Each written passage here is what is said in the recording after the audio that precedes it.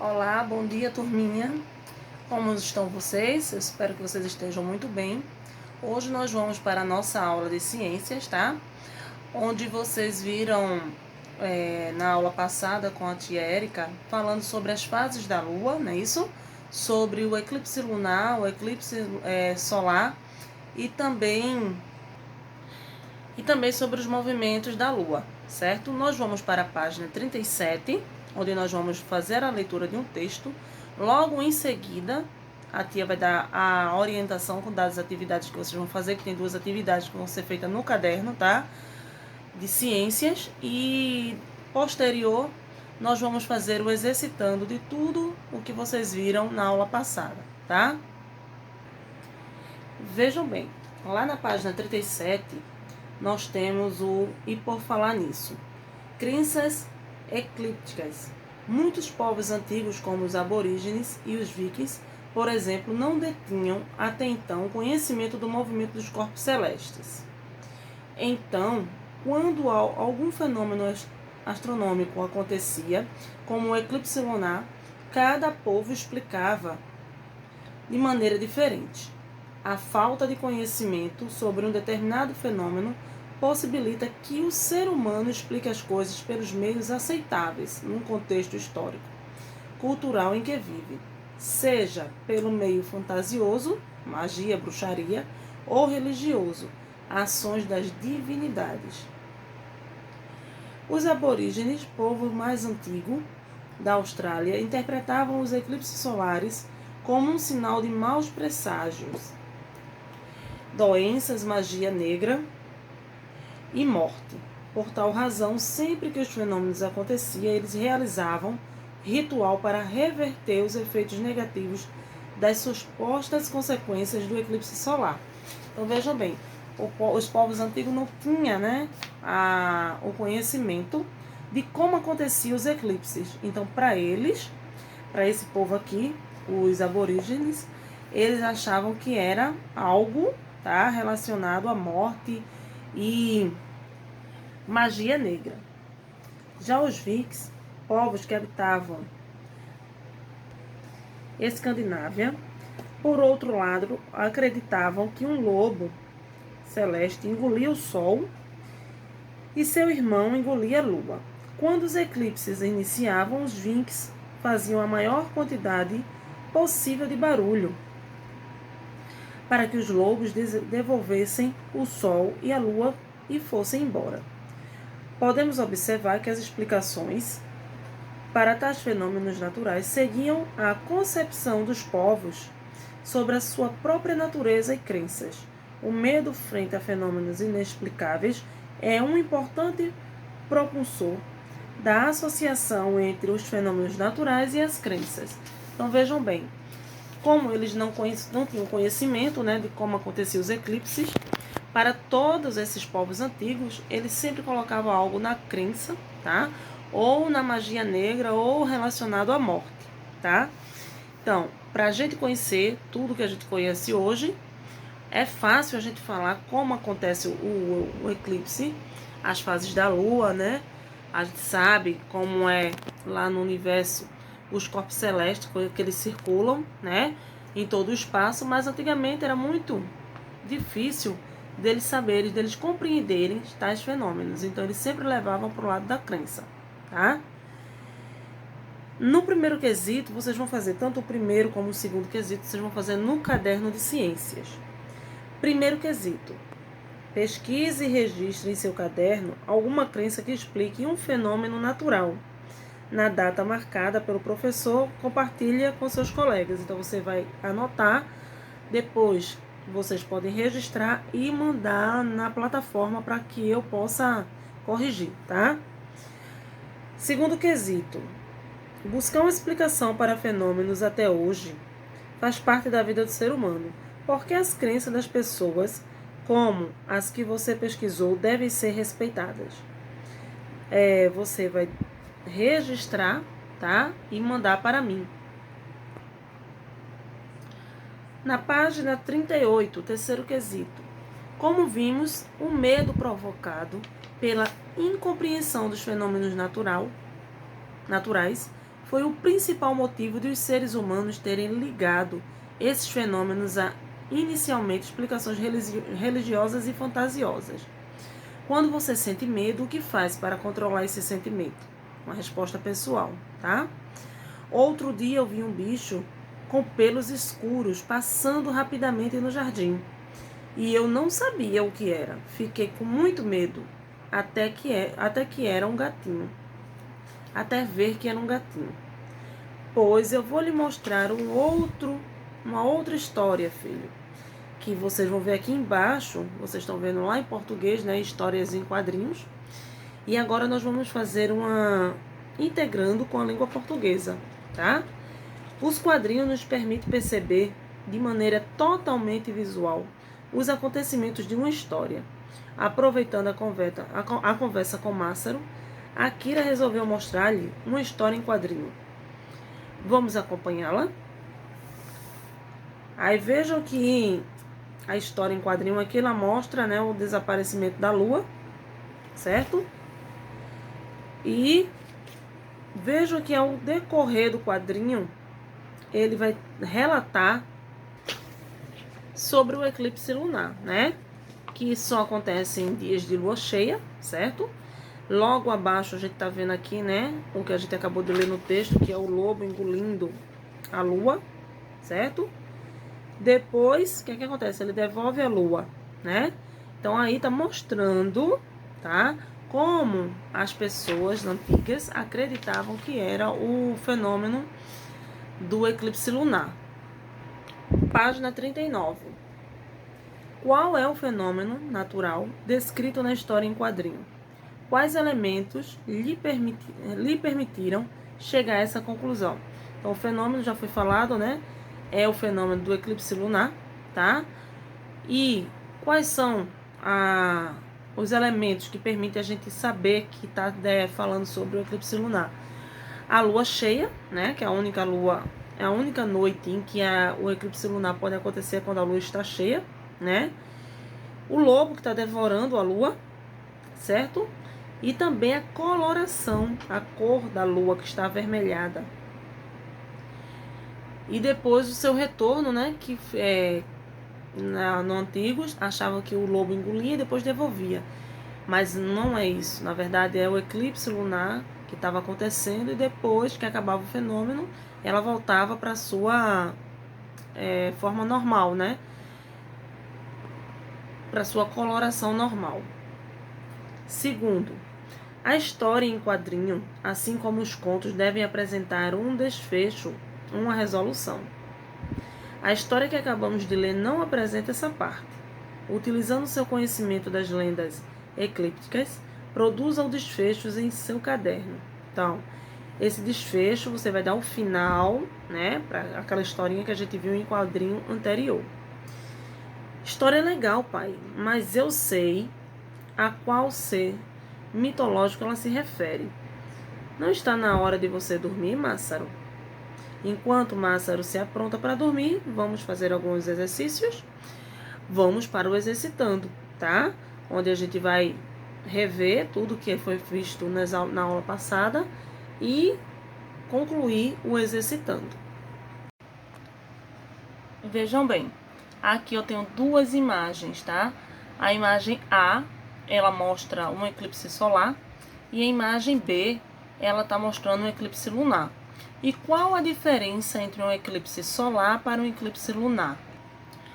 Observa que essa imagem aqui do eclipse lunar, a lua ela não está totalmente encoberta, né?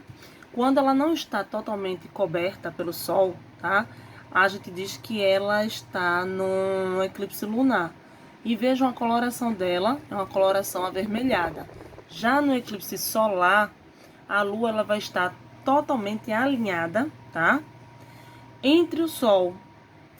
E isso faz com que aconteça o eclipse solar, porque ela vai estar alinhada entre o Sol e o planeta Terra. E quando ela estiver alinhada, tá? A sombra que vai ser projetada para a Terra vai ser uma sombra muito pequena. Então, o eclipse solar, a Lua está alinhada entre o Sol e o planeta Terra, tá? E o eclipse lunar, a Lua não está totalmente encoberta pelo Sol.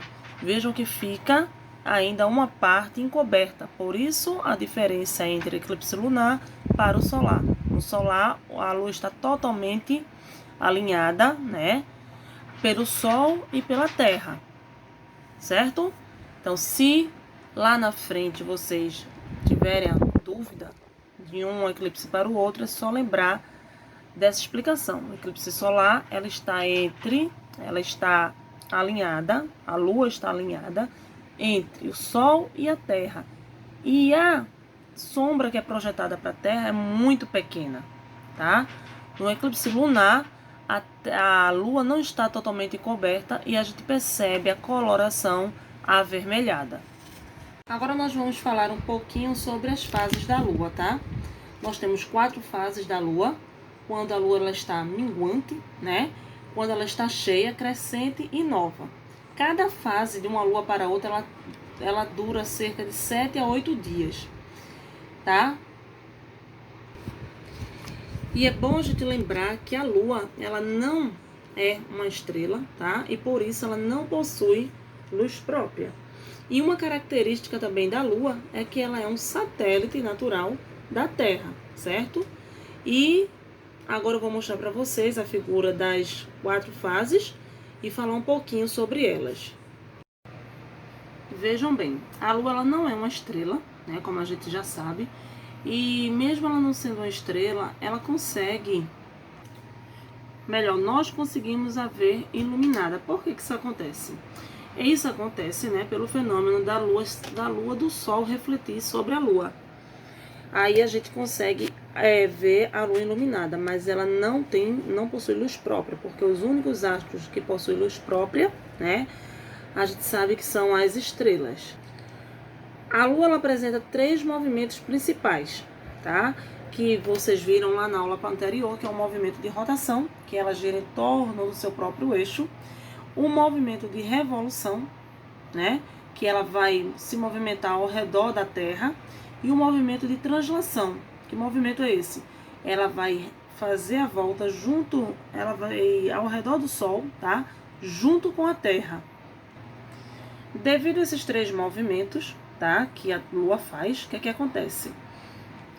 A Lua ela assume diferentes estágios de iluminação aos nossos olhos pela Terra. Então aí surgem as fases da Lua, tá? As fases da Lua acontecem porque é da forma que os movimentos estão acontecendo e a sua luz está sendo refletida para a Terra. A primeira fase, onde a Lua está, a Lua nova, tá? A gente não consegue observar a Lua, pois ela está posicionada entre o Sol e a Terra. E por isso, nesse momento, nós não conseguimos ver a Lua nova. A Lua nova, ela está durante o dia, tá? Nascendo às 6 e se pondo às 18 horas. A Lua crescente, ou também chamada de quarto crescente, ela tem essa denominação porque a gente consegue ver um quarto da Lua na sua totalidade, certo? O formato da Lua crescente, ela tem um formato de um semicírculo e a Lua ela está nascendo, a Lua crescente está nascendo aproximadamente ao meio-dia, tá? E se pondo aproximadamente à meia-noite. Na Lua cheia, tá? A Lua está entre a Terra e o Sol. E, portanto, conseguimos observar a totalidade do satélite iluminado integralmente com o Sol, certo? Nessa fase, a Lua cheia ela está nascendo aproximadamente às 18 horas, tá? E está se pondo às 6 horas do dia seguinte. E, por fim, vamos chegar ao último estágio da Lua, que é a Lua minguante ou quarto de minguante, tá? Nesse período, o que se acontece? Ela se encontra no formato de um semicírculo e assim, novamente, conseguimos observar um quarto da totalidade do satélite, da sua face, tá? Da sua fase. Nessa fase, a Lua está aproximadamente se pondo à meia-noite Desculpa, ela está se pondo ao meio-dia e nascendo à meia-noite. Aí o primeiro quesito do exercitando pé tem 2 quadrados que está pedindo assim: nos espaços abaixo, faça um desenho dos movimentos de translação e revolução da Lua. Depois faça o que se pede. Você vai desenhar cada um dos movimentos, né? E no segundo, na letra A, você vai colocar qual a diferença entre os movimentos que você desenhou. Você vai dizer a diferença entre entre os movimentos de translação e revolução. Qual a diferença? A diferença, né? Como a gente viu na explicação que eu expliquei agora há pouco, e com certeza nas aulas anteriores, é que você vai perceber que no movimento de translação, tá? A trajetória da Lua é feita ao redor do Sol. Enquanto o movimento da revolução, a Lua está fazendo o trajeto, né? Ao redor da Terra, certo? Letra B da página 40. Qual a duração de cada um deles? Então, a duração do movimento de revolução, tá? Ela vai durar aí cerca de 28 dias, né? Aproximadamente 28 dias. E o movimento de translação, a Lua ela vai acompanhar, né? A duração de 365 dias e 6 horas, que é o acompanhamento, né, do movimento da Terra. Letra C. O eclipse lunar e solar é uma consequência do movimento de revolução da Lua, certo? Segundo quesito. Massaro assistiu a um vídeo na internet que dizia que os fenômenos da Lua cheia e a Lua nova estão ligados a fenômenos de eclipse lunar e solar. Então ele decidiu fazer um quadro para organizar o conteúdo do vídeo. Vamos ajudar Massaro a completá-lo? Aí eu tenho de um lado os fenômenos e a posição da Lua, tá? A primeira linha não está falando do fenômeno, ele está falando a posição da Lua. A posição da Lua está atrás da Terra e desalinhada a ela. Isso vai acontecer quando a Lua está cheia, tá certo? Aí eu tenho aqui na segunda linha, eu já tenho o fenômeno, que é a Lua nova. E a posição da Lua, a posição da Lua, quando ela está nova? Ela vai estar entre o Sol e a Terra, tá? E acima do nosso planeta Terra. O eclipse lunar é o eclipse entre o Sol e a Terra. E vai estar alinhado, né, entre os dois. Ou seja, a Lua, a posição da Lua vai estar entre o Sol e a Terra e alinhada aos dois. Aí eu tenho a posição da Lua, que é a última linha, atrás da Terra e alinhada a ela. Quando a Lua está por trás da Terra, ela vai ser o eclipse lunar. Terceiro, agora complete o desenho com as diferentes posições da Lua, tomando como base o quadro que você completou na atividade anterior. Lembre-se de que você deve representar todos os 4 fenômenos estudados, tá? Que fenômenos são esses? A Lua nova, a Lua cheia, a Lua minguante e a Lua crescente. Página 41, quarto quesito. Por que a Lua pode estar nas diferentes localidades indicadas na atividade anterior? Porque a gente sabe, né, que a Lua ela tem a sua órbita, ela é inclinada, né? E com isso, em relação ao plano horizontal de translação do planeta Terra, tá? Quinto, complete as frases a seguir. Letra A. Quando o eclipse lunar ocorre, a Lua fica avermelhada. Por quê? Pois, né, o que acontece? Quando os raios solares eles passam pela atmosfera terrestre, o que ele vai acontecer? Ele vai perder as suas propriedades. E quando, né, ele atingir a Lua, aí ele vai ganhar um tom avermelhado, porque ele perdeu propriedades ao chegar na atmosfera terrestre, tá? Letra B. Em um eclipse solar ou lunar, Como é a penumbra?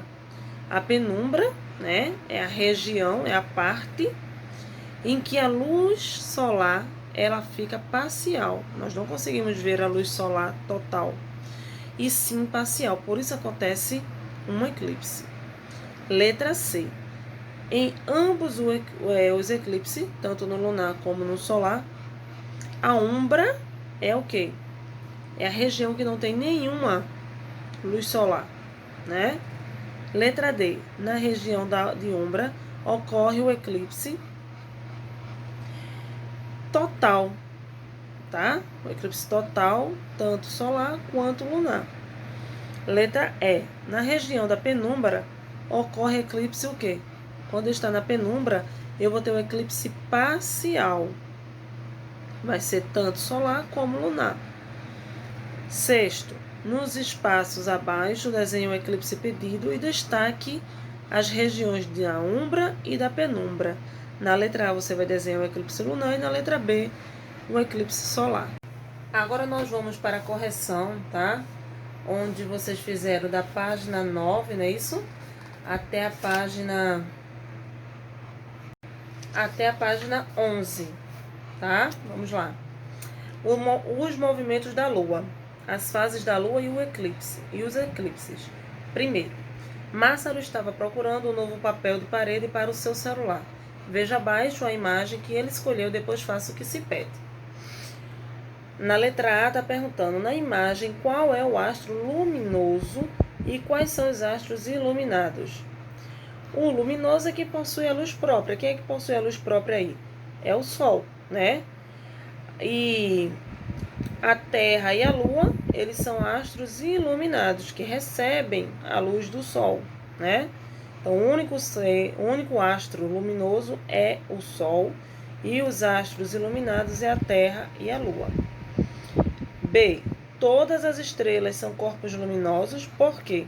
Claro, todas as estrelas, elas são, sim, são corpos luminosos, porque são astros que queimam, né, o tempo todo gases. E com isso ele possui a sua luz própria, tá? Segundo quesito. Isabel, mãe de Marina, gosta muito de artes. E ela comprou um quadro com 4 imagens da Lua e quer pintar sombras nelas. Representa suas fases para colocar em seu restaurante. Vamos ajudá-la? Pinte sombras nas luas a seguir de acordo com as suas fases e nomeie-as. Então veja, quando eu tiver a lua cheia, eu vou ter o círculo aí totalmente pintado, né? A lua crescente e a lua minguante, tá? Ela vai estar a metade, porque ela vai estar um quarto, né? Porque a lua crescente, ela acrescenta o quarto crescente, e a lua minguante é minguante, o quarto minguante. Então, ela vai estar um quarto pintado. E a lua cheia, a lua nova, desculpa, ela vai estar sem estar pintada, tá? Vamos para a página 10. Terceiro, a Lua realiza 3 diferentes tipos de movimento. Quais são eles? O primeiro movimento é o de rotação, o de translação, né? E o terceiro é o de revolução, tá?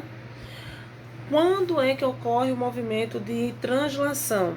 Quando a Lua ela está fazendo a trajetória do movimento da Terra. Ela está acompanhando a trajetória do movimento da Terra na translação. No movimento de rotação, a Lua ela vai estar no seu próprio eixo, né? Ela está fazendo o giro no seu próprio eixo. E o movimento de revolução, o primeiro movimento eu troquei, não é o de translação que ela faz ao redor da Terra, tá? O de revolução é que ela vai fazer ao redor da Terra. O de translação ela vai fazer no eixo entre a Terra e o Sol, tá? Quarto quesito.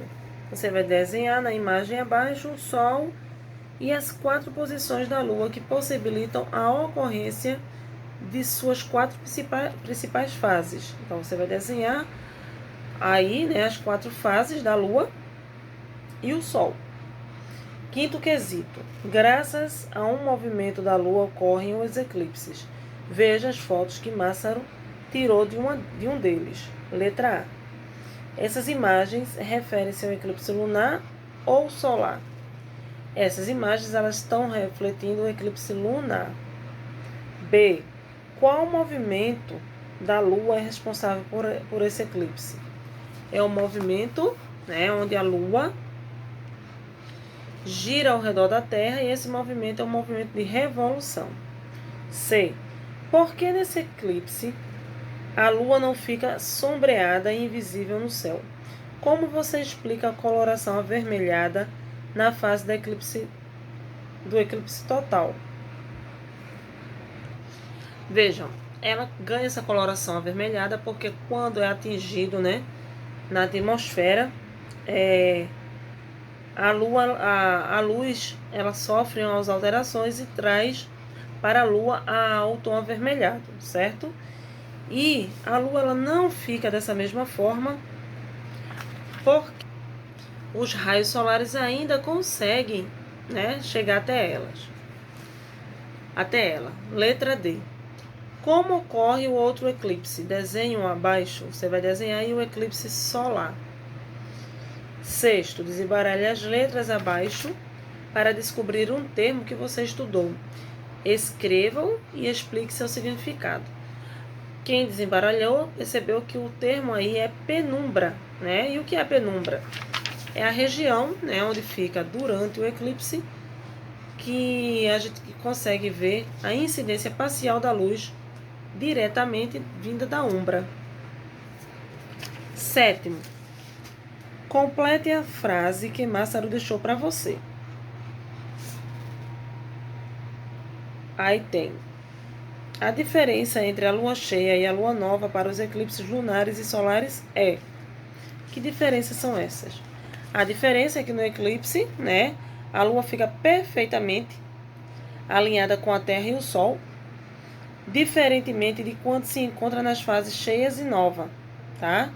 Nestas fases, na lua cheia e na lua nova, devido à sua órbita inclinada em relação à órbita da Terra, o satélite natural, ou seja, a Lua, ela encontra-se acima do nosso planeta.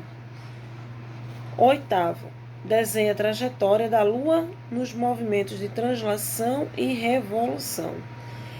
Vocês vão pegar um manual lá na página 33 e vocês vão poder fazer um desenho semelhante àquele, tá? Espero que vocês tenham um ótimo final de semana e segunda-feira não esqueçam do nosso encontro marcado. Beijão e fique com Deus.